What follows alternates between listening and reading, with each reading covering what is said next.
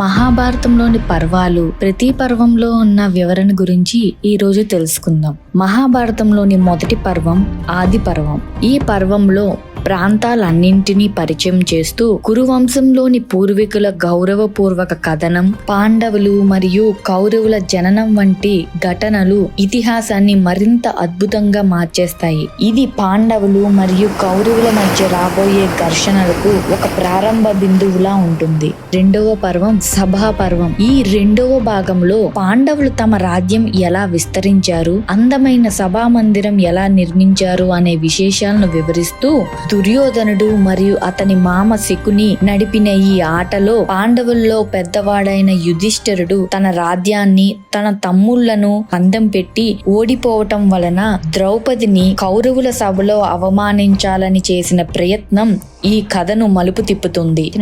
మా ఛానల్ ను సబ్స్క్రైబ్ చేయండి.